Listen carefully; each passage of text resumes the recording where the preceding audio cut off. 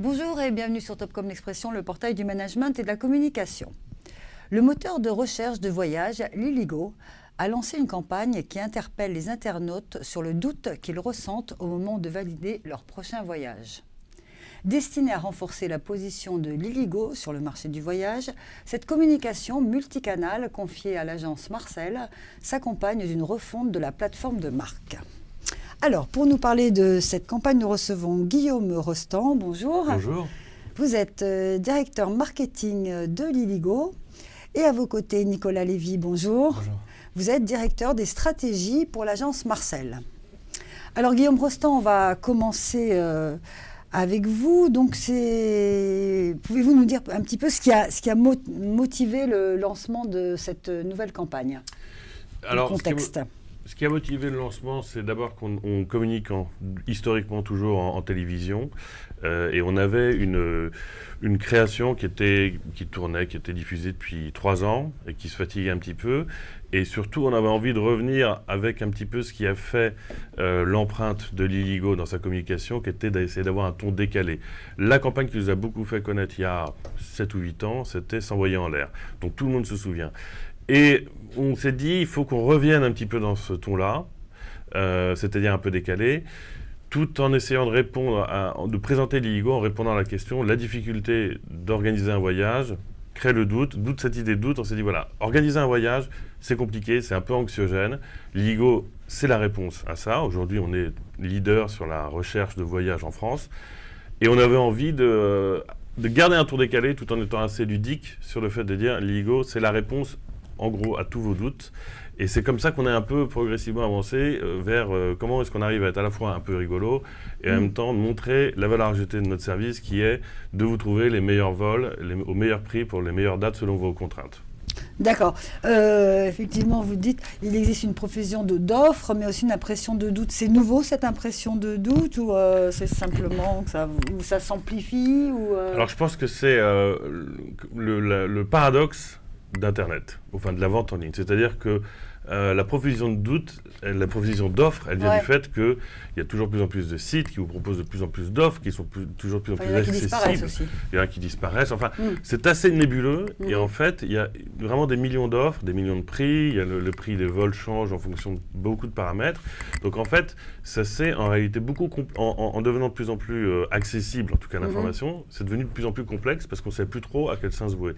La mission d'une plateforme comme Liligo, c'est d'aiguiller son utilisateur vers ce qui lui correspond le mieux en étant transparent, en étant exhaustif et surtout en ne mettant pas plus en avant une offre qu'une autre, c'est en répondant vraiment à ses contraintes. Donc en fait, il y a la contradiction, c'est-à-dire qu'il n'a jamais été aussi simple de trouver des offres de voyage parce que vous branchez sur Internet votre téléphone et de plus en plus compliqué. Il n'a jamais été aussi compliqué de savoir quel était le bon produit et la bonne expérience pour vous. D'accord. Alors, les enjeux de cette communication, est-ce que vous pouvez nous les dire en quelques mots? Quels sont-ils? Les enjeux, c'était que donc, la recherche de voyage, c'est quelque chose de compliqué.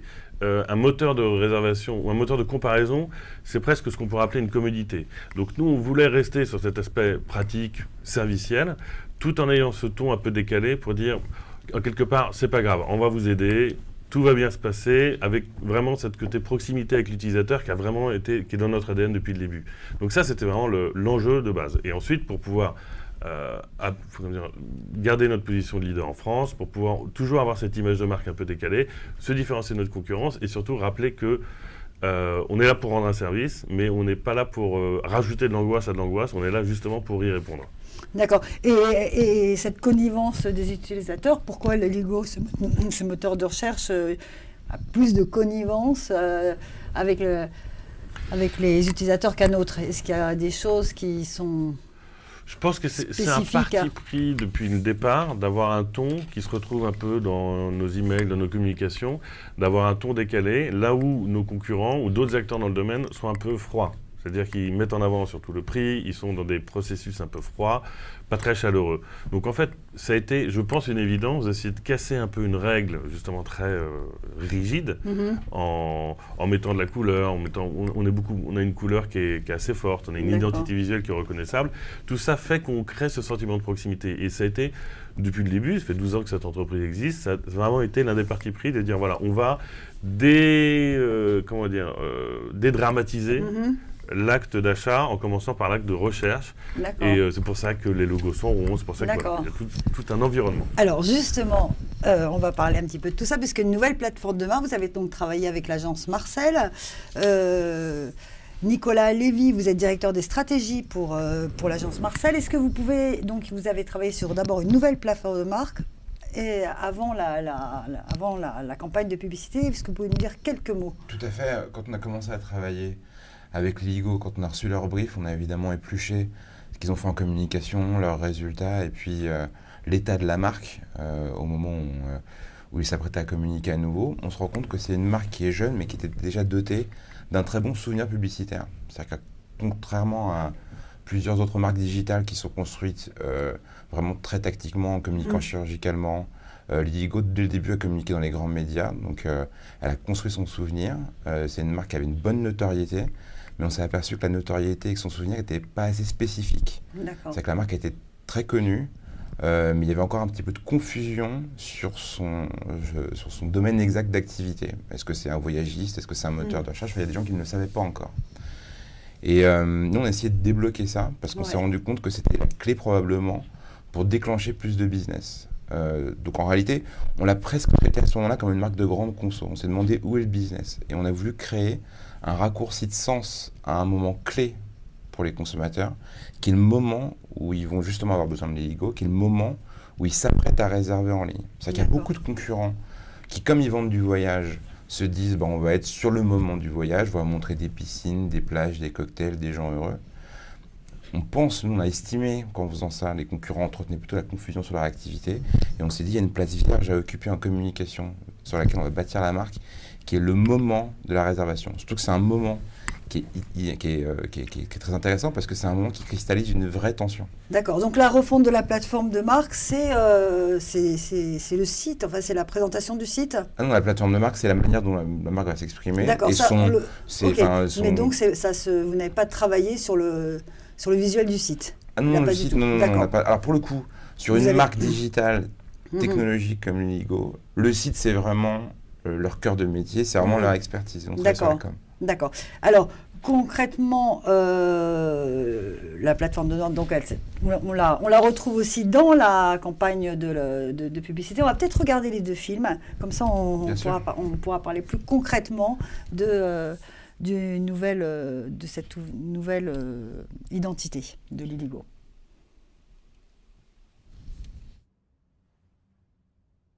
Quoi? Attends, Paris-Cancun en 23 heures, t'es sérieuse? Avec 2 escales, t'es sûre? Pourquoi ils te font passer par Varsovie là? C'est quoi le rapport avec le Mexique? D'ailleurs, y a le wifi à l'aéroport de Varsovie? Allez, viens, on va changer les idées là. Venue de Madagascar, ça c'est du voyage. Faites taire le doute. On compare tous les billets, vous trouvez les meilleurs. Liligo.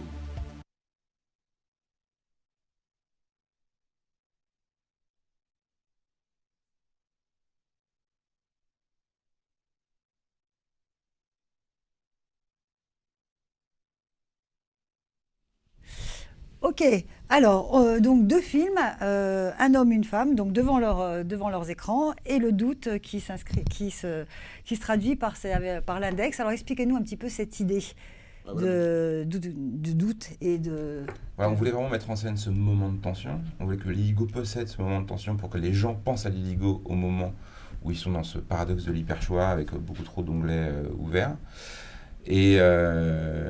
Et parce qu'on est quand même hyper conscient de l'enjeu d'émergence des marques aujourd'hui, il fallait qu'on trouve un raccourci créatif hyper puissant, hyper impactant pour matérialiser ce moment de doute. C'est pas simplement une petite voix dans la tête, c'est le doigt qui s'apprête à cliquer ou pire, à ne pas cliquer pour ne pas réserver, à fermer les onglets, à aller se coucher, qui met le doute et qui dit mais est-ce que tu as vraiment pensé à tout quoi? c'est ce moment qu'on connaît tous. Il y a trop d'onglets ouverts, on a envie de tout envoyer valdinguer. On a trouvé un raccourci pour le mettre en scène en communication de manière assez puissante. D'accord. Donc, un petit doigt qu'on retrouve dans les deux films, mais aussi dans une campagne en affichage. On va arriver sur le plan média, un plan multicanal, donc. En quelques mots, votre choix toujours en télévision, hein, toujours. Alors, oui, la base, c'est d'être vraiment en fil rouge en télévision, que ce soit en spot classique ou en parrainage. Ça, c'est historique. Et d'avoir aussi de l'affichage, principalement métro, Paris Province. Et ce qu'on a fait spécifiquement aussi, ce sont pas mal de déclinaisons digitales, parce qu'aujourd'hui, un plan média, il se pense vraiment cross-média. D'ailleurs, il n'y a presque plus de différence entre je dirais, les dispositifs. Donc l'idée, c'était de lancer vraiment sur la télévision, ce qu'on a fait le mois dernier, et ensuite de relayer beaucoup avec de l'affichage et toujours de la présence digitale. Ce qui n'était pas forcément le cas avant, c'est-à-dire qu'on a refait toutes nos bannières, tous les éléments graphiques pour pouvoir couvrir en fait l'ensemble du spectre. D'accord. Et donc, oui, effectivement, un dispositif viral, donc également sur Facebook, sur YouTube, Instagram. C'est ça qui est aussi nouveau dans cette communication? Oui, parce que je pense que par rapport à il y a 3 ans et la dernière campagne, les choses ont radicalement changé, évolué. Et aujourd'hui, YouTube ou Facebook en vidéo, c'est la même chose, ça a la même audience que la télévision, donc il faut nécessairement. Ouais, il faut. En fait, il y a un double avantage. D'abord, on est obligé, il y a une injonction à le faire parce qu'effectivement l'audience est là, surtout l'audience millennials, selon le segment d'âge. Et ensuite, ça permet une vraie flexibilité sur la durée des spots, les messages, et en fait tout ce qui est par exemple les stories Instagram sont des déclinaisons qui vont nous permettre de faire durer la campagne beaucoup plus longtemps qu'un spot classique, parce qu'en fait on a du matériel et on le change au fur et à mesure, et même en fonction, ce qu'on fait en fonction des vidéos que les gens vont lancer, on segmente et on dit, avec un message toujours rigolo, qui est de dire, mais est-ce que plutôt que de regarder une vidéo de chat, tu ne veux pas plutôt t'occuper en fin des vacances, ce genre de choses qui sont plus impactantes. Une campagne donc a été lancée début mai et avec la signature Faites taire le doute, pardon. C'est une signature de campagne, ça ne va pas être la signature de l'Illigo. En fait, je pense que c'est d'abord impactant de le faire en campagne pour que ça résonne. Ensuite, on garde quand même le site. Le site est très serviciel.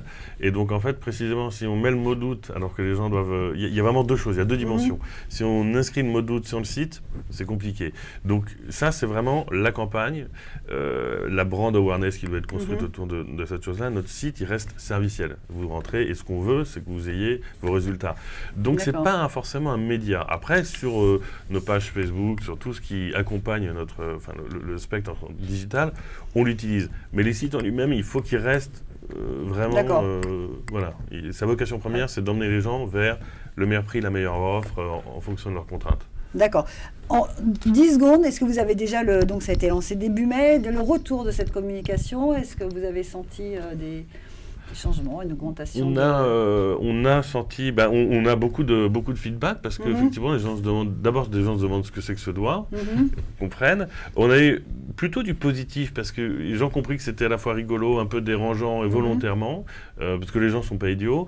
Le seul retour négatif qu'on a eu, c'est que dans une des copies, on dit qu'on se demande s'il y a du Wi-Fi à Varsovie, et les gens qui disent, bah oui, évidemment, vous êtes idiots, évidemment, il y a du Wi-Fi à l'aéroport de Varsovie. D'accord. Donc, au-delà de ça, je pense que le retour était plutôt positif, mais il va falloir l'installer parce qu'elle demande un petit peu plus d'attention. On a voulu faire un spot léché, joli, qui puisse durer dans le temps et qui demande 3, sur ce thème 4, le doute qui est un petit peu... Il faut 3, 4, 5 expositions pour bien saisir, et quand on a bien saisi, c'est fort. D'accord. Donc, on est parti sans doute quand même sur plusieurs heures, sur au moins 18 mois. Au moins 18 mois. Très bien. Écoutez, on vous remercie beaucoup d'avoir accepté notre invitation, Guillaume Rostand et Nicolas Lévy. Merci beaucoup. Merci beaucoup. Merci.